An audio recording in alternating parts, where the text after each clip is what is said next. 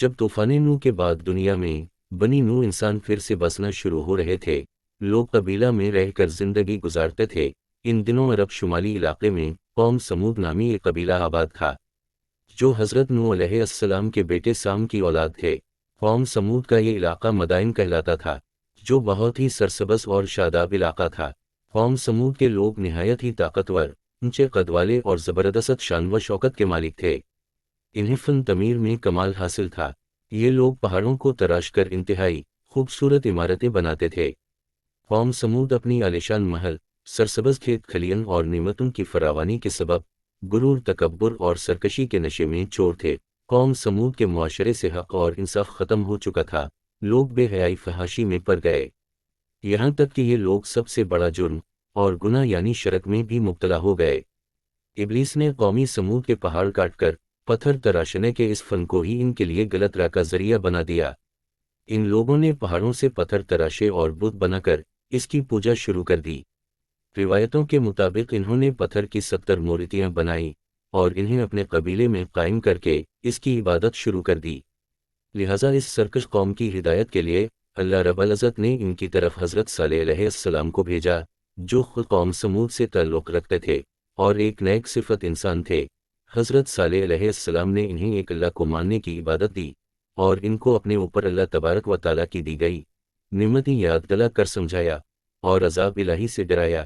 حضرت صالح علیہ السلام نے فرمایا، میرے قوم تم اللہ کی عبادت کرو، اس کے سوا تمہارا کوئی معبود نہیں، اسی نے تم کو پیدا کیا اور آباد کیا، اسی سے مغفرت مانگو اور اس کے آگے توبہ کرو، بے شک میرا پروردگار نزدیک بھی ہے اور دعا قبول کرنے والا بھی ہے۔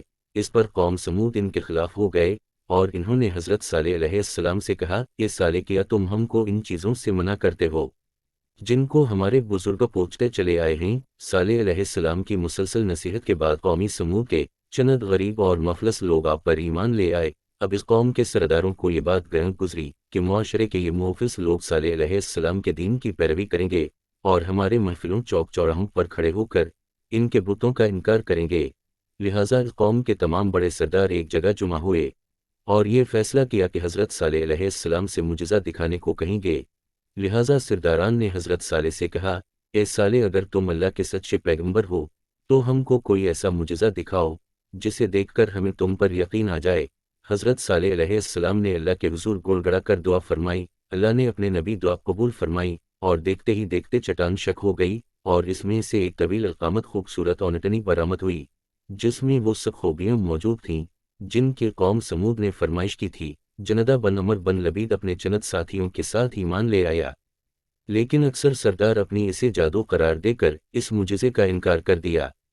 یہ اونٹنی اس قوم کے لیے معجزہ بھی تھی اور ایک آزمائش بھی۔ اس اونٹنی نے پیدا ہوتے ہی اپنے برابر ایک بچہ پیدا کیا۔ حضرت صالح علیہ السلام نے اونٹنی کے بارے میں فرمایا کہ تم اسے تنگ نہ کرنا، اسے اس کے حال پر چھوڑ دو، اسے برائی کی نیت سے ہاتھ بھی نہ لگانا، نہ مارنا اور نہ ہکانا اور نہ ہی قتل کرنا، ورنہ تمہیں دردناک عذاب پکڑ لے گا۔ یہ اونٹنی میدان صالح کی وادیوں میں رہنے لگی اور جب پانی پینے آتی تو اس دن سارے تالاب کا پانی پی جاتی اور لوگ اپنی حاجت دوسرے دن پوری کرتے۔ جس دن یہ اونٹنی پانی پیتی اس دن اس کا دودھ ہوا جاتا تو وہ اتنا ہوتا کہ تمام قبیلے کو کافی ہو جاتا تھا۔ چند دن تو قوم سمود نے اس تکلیف کو برداشت کیا کہ ایک دن ان کو پانی نہیں ملتا تھا، کیونکہ اس دن تالاب کا سارا پانی اونٹنی پی جاتی تھی۔ اس لیے ان لوگوں نے طے کیا کہ اس اونٹنی کو قتل کر دیں۔ قوم سمود میں ایک صدوق نامی عورت تھی جو بڑی حسین اور مالدار تھی، اس کی لڑکیاں بہت خوبصورت تھیں۔ اس نے مصدع بن دہر اور قیدار بن سالف کو بلا کر کہا کہ اگر تم اونٹنی کو ذبح کر دو تو میری جس لڑکی سے چاہو نکاح کر لینا۔ چنانچہ قیدار بن سالف، جو سرخ رنگ کا بھوری آنکھوں والا پستہ قد آدمی تھا اور ایک زناکار عورت کا لڑکا تھا، وہ اونٹنی کو قتل کرنے کے لیے تیار ہو گیا۔ ایک دن اس قوم کے 9 افراد اونٹنی کے انتظار میں کنویں کے پاس گھات لگا کر بیٹھ گئے، جبکہ قوم کے لوگ اللہ کے عذاب کے ڈر سے چھپ کر یہ منظر دیکھنے لگے۔ جب اونٹنی کنویں کے قریب آئی تو مصدع نامی شخص نے تیر چلایا جو اس کے پنڈلی میں پیوست ہو گیا اور ٹانگ سے خون جاری ہو گیا۔ لہٰذا قیدار بن صالح آگے بڑھا اور تلوار کے ایک بھرپور وار سے اونٹنی کے پچھلے پاؤں کو کاٹ ڈالا۔ اونٹنی شدید زخمی ہو کر زمین پر گر پڑی اور ایک چیخ ماری۔ اس اسنا میں زخمی اونٹنی کو گھیرے میں لے کر اس پر نیزوں اور تلواروں کی لاتعداد وار کیے گئے، جسے وہ ہلاک ہو گئی۔ ادھر اس کا بچہ بھاگتا ہوا پہاڑ پر چڑھا اور چیخیں مارتا ہوا غائب ہو گیا۔ جب حضرت صالح علیہ السلام کو اونٹنی کے قتل کی خبر ہوئی تو آپ نے بہت افسوس کیا اور فرمایا، تم 3 دن کے بعد ہلاک ہو جاؤ گے۔ قوم سمود کی اس سرکشی پر عذاب خداوندی کا ظہور اس طرح ہوا، پہلے ایک زبردست خوفناک آواز آئی، پھر شدید زلزلہ آیا جس سے پوری آبادی اتھل پھوتل ہو کر چکنا چور ہو گئی، تمام عمارتیں ٹوٹ پھوٹ کر تہس نہس ہو گئی، اور قوم سمود کا ایک ایک آدمی گھٹنوں کے بل اوندا گر کر مر گیا۔ صالح علیہ السلام کی پوری بستی زلزلوں کے جھٹکوں سے تباہ و برباد ہو کر اینٹ پتھروں کا ڈھیر بن گئی۔ حضرت صالح علیہ السلام نے ان لوگوں کی طرف سے چہرہ پھیر لیا اور اس بستی کو چھوڑ کر دوسری جگہ تشریف لے گئے۔